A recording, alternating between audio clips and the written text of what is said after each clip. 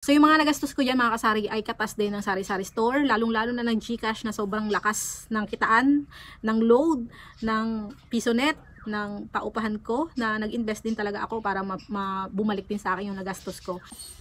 Hi guys! Welcome sa aking YouTube channel. Ako po si Lizelle Dumdum, ang tinderang taga Batangas. Ayan, welcome ulit sa aking YouTube channel. So, ang pinakaunang update, ayan, nagpagupit na ako ng buhok. Yun nga, dahil nagpapaayos nga ako, nagkaroon ako ng project dito sa bahay, yung bedroom at sala, renovation ko, na ako yung nagpondo talaga, sariling pera ko. Ngayon, since ako yung may gusto. So, medyo matagal din natapos kasi yung mga manggagawa na nakuha ko, medyo pahinto-hinto sila ng trabaho. So, iba yung nagkisame, iba yung nagpintura. Tapos, nitong huli, nung nagpipintura na, tumulong na kami para matapos na kasi talagang ang hirap na ang gulo-gulo sa loob ng bahay lagi, tapos watak-watak kami, yung mga anak ko dun sa kabilang bahay natutulog dun sa biyanan ko kasi yung kwarto nga ang ginagawa, wala naman kami ibang kwarto. Yung dalawang kwarto nilagyan ng kisame, tapos yung dating division namin ng kwarto ginawa kong concrete na lang kasi dati yun ay plywood lang, so pinakoncrete ko na kasi nagpalagay nga ako ng aircon dahil noong nakaraang summer grabing sobrang init, parang nasa impyerno na. Kaya talagang pinursige ko na magpakabit. Kaso, bago siya natapos, ay tag-ulan na. Tag-ulan na. Kaya hindi rin namin na... Wait lang, minabili. Dapat, ang plano ko, sala lang at saka yung kwarto yung ipapaayos ko. Papakisamihan ko, tapos papalitan ko yung divider namin, yung harang ng kwarto, ng concrete, ng hollow blocks. Kaso yung naglista ng materialis na bibilihin sa pagpapagawa, grabe, ang dami niyang nilistang hollow blocks, 250. Pero yung nagamit nila sa division, siguro wala pang 100 pieces na hollow blocks. So dahil sobra-sobra yung nilista nilang materialis, ako naman itagabili lang, hindi ko naman alam kung ilan ang gagamitin. So para hindi maaksaya yung mga hollow blocks, ay pinaasinta ko na lang para sa bakod. Nagpa-skim coat ako ng bahay para makinis. Skim coat, tapos pag nililiha siya, yung alikabok, napupunta dito sa loob ng tindahan, kaya sobrang busy ako. Halos araw-araw naglilinis ako. Laging maalikabok yan. Pagkakalinis ko, sa isang araw maalikabok na naman, tapos dito sa terrace ko, naghahalo ng semento. So pag nahanginan yan, pumapasok ulit dito sa tindahan ko. So sobrang busy, hindi na ako nakakapag-vlog habang sila ay gumagawa. Dahil doon sa mga alikabok na yon, sa semento, sa pulbos ng skim coat, nanigas yung buhok ko.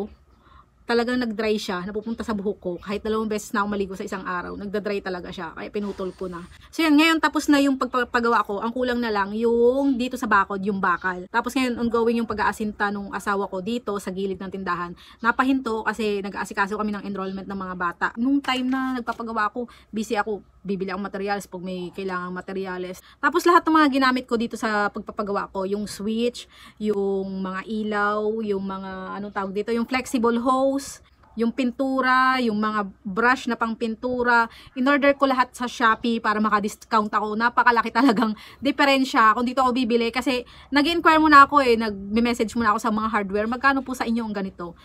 Grabe, ang laki na discount ko dahil sa Shopee video. Kung makikita nyo doon sa aking Shopee video, doon sa Shopee, yung mga doon, makikita nyo kung nasaang level na kami ng pagpapagawa. Yung una, ang binili ko yung mga bisagra, doon ko rin sa Shopee binili, yung mga pang doorknob sa Shopee din. Medyo malasalasa yung ginastos ko dito sa project na to. Kasi simula sa pagpapaasinta, sa bintana pa lang magkano na yung nagastos ko. Sa mga gustong magpagawa ng sliding window, i-PM nyo lang ako sa mga taga Batangas. Sobrang galing nung taga dito lang, sa kapitbahay ko lang. Mabilis lang siya gumawa sa Pulido. So, siya din yung gumawa ng front store ko. Marami kasi ditong kamag-anak yung asawa ko na gumagawa ng mga aluminum. So, hati-hati sila. Doon sa taas, sa paupahan ko, iba yung gumawa din. Pinsan din ng asawa ko. Yung mga screen door ko, yan ay iba din ang gumawa. Pinsan din ng asawa ko. So, marami ditong nag-aluminum. Saka, ano yung competition, kaya medyo mababa din naman yung presyo. Yan, depende sa inyong deal. Napakaganda nito sa tindahan. Kaso, mas maganda sana kung dark ang napili kong frame. Kasi mas kitang-kita at lutang na lutang yung paninda natin pag ang mga frame ng front store natin o kaya kung bakal man yan, mga dark, kunyari itim yung ipipintura mo doon sa screen mo. Para sa akin kasi pag puti, parang nasasapawan nung pinturang puti, yung vision nung nakatingin doon sa tindahan, hindi masyadong visible yung mga paninda. Dahil doon sa paningin nila, yung ang hirap i-explain. So dahil naumpisahan na namin puti, nag-umpisa ako dito sa screen namin, ginawa kong puti. Ginaya ko na rin laang na puti yung frame ng tindahan ko para lahat puti na, hindi na pwedeng paiba-iba ng kulay kasi yun na yung naumpisahan. Pero kung naisip ko kaagad dati na mas maganda yung dark na color na frame, ay siguro ginawa ko yung brown. Meron kasing brown na frame. So yung mga materials doon, yung mga goma, sa Shopee ko na rin lang binili para makamura. Tapos pintura pa, 2 balde ng primer ang nabili ko, tapos ilang sakong skim coat. Talagang binuhos ko na sa project ko na to. Sa mga nagastos ko, nandito yung mga resibo ko. Talagang nag-canvas muna ako bago ako magpa-start ng paggawa. Ang ginawa ko, nagpa-quotation muna ako sa mga hardware. Syempre, di ba, ang laki din ng madi-discount natin kung nag-canvas muna tayo. Hindi naman masama yun. Kasi kung hindi mo gagawin yun, malaki yung mawawala sa'yo, malaki yung magagastos mo. Katulad yan, meron akong hardware na nag-quotation ng 25,000, meron ding hardware na nag-quotation ng 36,000, di ba? Ang laki ng diferensya. Meron namang ibang hardware na mas mura nga sa kanila pero hindi branded yung mga prenesyohan nila doon. Kaya importante, tanungin mo yung tatak na inilagay nila doon sa prenesyohan nila. Yung isang hardware, Hardiplex talaga, tapos yung isa mas mura lang na 50 pesos doon sa Hardiplex talaga na original pero hindi siya original na Hardiplex. So ganun yung dapat nating maano pag nagpapagawa tayo. Hindi porke nakalagay mo doon ay Hardiplex sa listahan mo ay Hardiplex yung kanilang produkto. Kasi basta na lang sila magpresyo, hindi nila ini-inform na hindi po ito Hardiplex ha. Parang generic, parang walang brand. Kaya ganun mura. Yung mga resibo ko, inipon ko para sa reference kung magkano yung nagastos ko at saka kung magkano rin yung mga materyales para alam ko sa susunod kung anong bibilhin ko, kung magkano yung presyo. Tapos bukod dyan, meron ako ditong listahan para malaman kung magkano na yung total ng aking nagastos. Meron ako dyan bedroom project. Dyan makikita yung kabuuan ng nagastos ko. Ayan, siguro familiar na kayo dito. Ito rin yung taga-singil ko ng utang bukod dun kay grocery. Pero ito pumapalpak na siya, hindi na accurate yung tinitext niya kay customer. Kaya mas maganda kay grocery na lang yung gamitin nyo. Kasi meron akong financing, yung nagpapahiram ako ng pera, pero dati pa yun, mga lumang utang na sa akin, na nagre-remind ako dito. So, ang balance niya sa akin, 4,000 na lang. Pero pag nakaka-receive siya, every time na mag-send ako sa kanya ng message gamit itong app, 6,000 pa rin yung nare-receive niya. So, hindi na accurate itong app na to. Nareklamo ko na do sa messenger nila.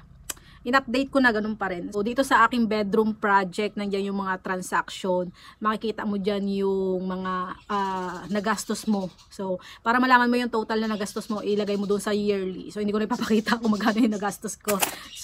Kaya doon sa magpapagawa, mas maganda, mas wais tayo sa pag-budget. Ang mamahal ng materials ngayon bago pa natin kitain sa papiso, 2, 3, 4, 5 na tubo natin dito sa tindahan. Kailangan masulit natin yung bawat sentimo at piso na ating igagastos. Madali lang naman magpa-quotation. 2 minutes lang kaya nang ilagay nung hardware yung total amount ng quotation mo. Kaya okay lang yun. Alam na nila yun. Katulad nga mga kasari doon sa pagbili namin nung pinto. Ang set kasi noon ay 7,500. Yung pinaka-pinto mismo ay 5,000. Yung hamba ay 2,500. So nag-canvas din kami doon dahil may tricycle naman kami. Binaybay lang namin yung highway dito sa amin. Marami ng paggawaan ng pinto dito. So nagtanong kami ng mga presyo. So yung pinakakauna-unahan namin na pagtanungan ay may presyo siya ng 6,500. So ito yung tinatanong namin yung mahogany na pinto ha. 6,500 pinto lang, tapos yung hamba 2,500. Ayan. So, di ba, ang laki ng diferensya, 1,500 agad ang diferensya doon sa total na nabili ko. Pero naka-discount pa ako ng 100 pesos doon sa 7,500 ha. 100 pesos each set kasi dalawang set ang binili ko dahil dalawang kwarto. Tapos yung sunod namin na pinagtanungan 7,500 yung isang pinto lang, tapos 2,500 ang isang hamba. So, ang set nun ay 10,000 na. Ang dami naming pinag-canvasan. Meron pa dito yung, ito mura din dito ha. Marami siyang branches doon sa Rising Sun. Search nyo na lang, meron silang TikTok account, meron silang Facebook account. Mura din doon, mahogany din yun. Talagang gumagawa sila ng mga panel, mga pinto, mga hamba, iba't ibang klase ng kahoy ang meron sila. Pero hindi kami doon bumili, doon na sana kami bibili. Kaso, naka-discount ako ng 100 pesos per pares ng hamba at saka pinto doon sa kasunod nila. So, sayang yung 200 kaya doon na kami bumili. Ang laki na natipid ko doon sa pagkakanbas namin ng mga materyales. So, doon sa naman sa pagbili ko ng aircon, nag-survey muna ako, sumali muna ako sa mga groups at nag-search muna ako kung ano yung matipid na aircon, alin yung murang maintenance. So, napagdesisyonan ko ng Kulin. Ayan, 15 days namin siyang ginamit. 34 ano bang tawag dito? Kilowatt hour yung na-consume namin. Kasi, bumaba kasi ngayon per kilowatt hour. Dati 10 pesos mahigit, 10 pesos per kilowatt hour. Ngayon, 8 point something na lang. Ang bill namin dati, 1,590. Dahil pinatay ko na ulit yung chest freezer ko. Tapos clip pan lang yung ginagamit ko, sobrang tipid niyan. Ngayon, ang mga ilaw namin LED, tas may solar pa kami. Sa gabi, karamihan ang nakabukas dito solar. Ito lang sa tindahan ang nakabukas ko na isang bulb na nakakonect sa kuryente kasi medyo madilim dito sa tindahan gawa ng may mga nakasabit. So kailangan marami ditong ilaw para hindi madilim sa tindahan. So ngayon ang bill namin 1,400 plus na lang dahil nga doon sa pagbaba ng per kilowatt hour. Hindi ko lang alam sa susunod kasi depende kasi yan sa init ng panahon. Syempre pag mainit yung panahon, yung compressor ng aircon mas takbo ng takbo, mas magko-consume ng kuryente. Medyo malamig kasi ngayon. Medyo matipid yung Colin na brand. Hindi split type yung pinili ko kasi nag-search ako na mas mahal yung palinis noon, 1,500. Samantalang pag window type ay 800 lang. 2 beses sa isang taon ka magpapalinis every 6 months. So 800, 1,600. Pero kung split type, 1,500 yata yung palinis. So mas mura yung maintenance ng window type kaya yun ang pinili ko. Tapos meron akong exhaust fan doon para dapat 2 aircon ang bibiling ko dahil 2 kwarto. So ginawan ko na lang ng paraan. Nag-exhaust fan na rin. Sinearch ko rin yun kung paano. Exhaust fan tapos may parang ventilation para mag-circulate yung lamig at saka yung init dun sa kabilang kwarto. So yung exhaust fan hihigop ng lamig galing doon sa main na kwarto na may aircon papunta doon sa walang aircon para mag-transfer yung lamig. Tapos yung heat doon sa walang aircon papasok doon sa ventilation na isang butas. So nilagyan din namin ng lower yon yung ventilation. Maliit lang naman kasi yung kabilang kwarto. So parang temporary kwarto lang yun para maging study room yun sa susunod na panahon. So, ang dapat doon i-consider, dapat ang aircon na ilalagay mo ay yung horsepower niya equivalent or sakto doon sa total na size ng 2 kwarto para hindi mahirapan yung aircon nyo. So, yun. Sayang din kasi kung lalagyan ko pa ng aircon, napakaliit lang naman kasi nung kabilang kwarto. So, ngayon doon sa kwarto ay primer pa yung nakalagay doon kasi akala nung painter ko ay yun na yung flat latex na yung ipipintura lahat doon sa ceiling at saka doon sa wall. Pero Boysen tool white sana dapat talaga yung pintura nun. Kaso yun nga, dinoble niya na. So nanghinayang naman ako sa in-apply niya doon na flat latex na dinoble niya na. So madami-dami din yung i-apply niya. So sabi ko, pag dumumi na yun, saka ko na lang siya itatap coat ng pintura na gusto ko. Wala akong mabili dito sa Batangas na ganun kasi ewan ko ba, malayo yata kami sa sibilisasyon. Wala akong mabiling ganun. Gusto ko kasi nakamix na siya para kung maubos man, hindi mag-iba yung kulay pag kasi pag nakamix na, hindi mo na makukuha yung eksaktong kulay ng huli mong pinamix, kaya gusto ko yung naka-premix na, nakamix na talaga, yung Boysen Tool White. So sa Lazada ko siya nabili, 650 plus ko lang siya nabili nung una. Tapos nung naubos na ulit, mag-check out ulit ako, nagmahal na siya ng 150 kasi nga wala na akong voucher. So nagantay ulit ako, may parating ulit ako ng isang 4 liters. So utay-utay lang para walang maaksaya kung sakaling hindi nga maubos. So yung sa sala, kalahating pisngi pa lang ng sala yung may pintura, yung kabila wala. At single coating pa lang yun, kailangan mas maganda ay 2 coat ng top coat ng pintura para mas maganda, para mas makinis. Kasi yung flat latex, matte kasi yun, madali siyang kapitan ng dumi, mahirap siyang linisin.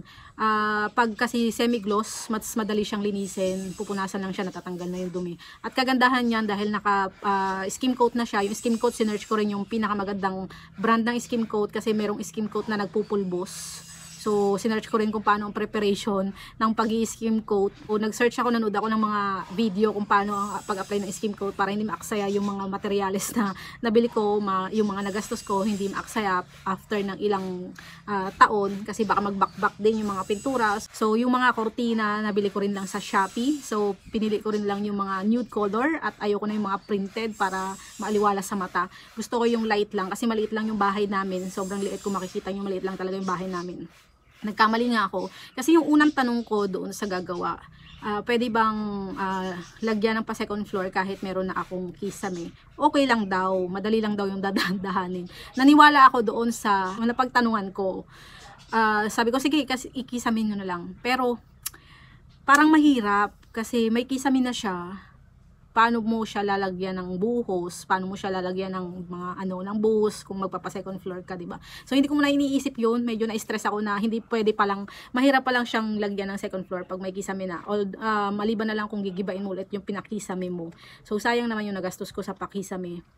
So hindi ko muna iniisip yun, magtatanong na lang muna ako kung ano pwedeng gawin doon. Gawa yan talaga, main purpose ko talaga, magkaroon kami ng komportableng tulog, pahinga, lalo na sa tanghali at saka sa gabi nga, nung summer kasi grabe, sobrang init, kaya talagang yun nga, pinursige ko na magkaroon ng kisame para malesen yung init. So ang natira na lang na gagawin yung aming kusina. Yan, hindi na bagay yung kusina namin doon sa sala kasi magkaiba na sila ng kulay. So next project na yun, wag na nating ipilit pag hindi na natin kaya sa budget. So nag-harvest nga pala ako sa piso wifi ko. So ito talaga, allotted talaga to sa pambayad sa bills ng kasi hati kami ng bills ng asawa ko sa PLDT, sa ilaw. So hati kami doon, hindi naman lahat sa akin. So yung yung bahagi ko dito ko kukunin. Ayan, nasambot ko na yung pinuhunan ko sa piso wifi. So ngayon harvest na lang ako ng harvest, kaya hindi ako nag-aano na sa kuryente, na gumagamit kami ng aircon kasi may pagkukuhanan tayo ng pambayad ng kuryente at saka ng wifi. Yun din, katulad din ng sa paupahan sa taas, para din yun sa expenses. Bago ako nagplanong magpakabit ng aircon, plinano ko muna kung saan ako kukuha ng pambayad sa kung sakali mang magkaroon tayo ng dagdag na bill sa kuryente, kung tumaas man yung bill natin sa kuryente. At least meron na tayong aircon, pero hindi na natin iisipin yung ibabayad natin sa bill. Mas komportable tayong matulog kung hindi na natin iisipin kung saan tayo kukuha ng pambayad. So hanggang dito na lang sa video ito mga kasari. Ayan, sana na-inspired ko kayo na makapag-ipon din para mapagawa natin yung mga gusto nating ipagawa or bilhin. Salamat po sa inyong panonood. Sa hindi pa nakaka-subscribe, please subscribe sa aking YouTube channel, Lizelle Damudam. Salamat po, bye-bye. Happy selling. God bless. Bye-bye.